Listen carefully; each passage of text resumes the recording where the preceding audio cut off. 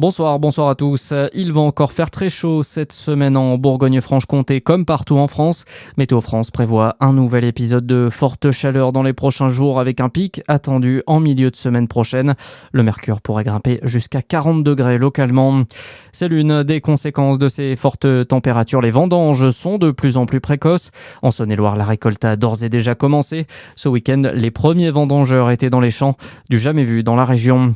Des températures qui ne facilitent pas non plus le travail des pompiers. 2 départs de feu ont été signalés hier en Côte d'Or. Le premier s'est déclaré à Collonges et Première le long de l'autoroute A39 en pleine journée de chassé-croisé.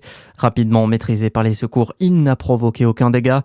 Même scénario à Talent où l'intervention rapide des sapeurs-pompiers a permis de fixer rapidement l'incendie. En France, la situation reste relativement stable sur le front des incendies. Celui qui s'est déclaré dans la Drôme n'a quasiment pas progressé. Dans le sud de la Gironde, un feu de forêt a détruit une quinzaine d'hectares sur un camp militaire, mais l'évolution de la situation est jugée favorable par les secours. Dans le reste de l'actualité, un homme entre la vie et la mort après avoir percuté un fourgon de CRS à Rennes. L'accident s'est produit alors qu'il circulait à trottinette.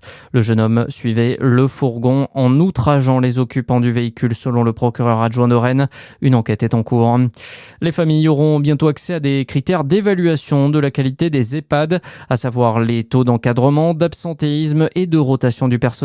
Selon un arrêté paru aujourd'hui au journal officiel, les établissements devront transmettre ces chiffres chaque année à la Caisse nationale de solidarité pour l'autonomie. Ils seront ensuite publiés sur un site internet consacré à l'information des usagers. Et puis l'Italie se félicite d'une des plus importantes découvertes récentes en archéologie sous-marine. Des plongeurs italiens ont découvert l'épave d'un bateau romain au large de la Sicile. Une épave vieille de plus de 2000 ans. Très bonne fin de journée sur Fréquence Plus.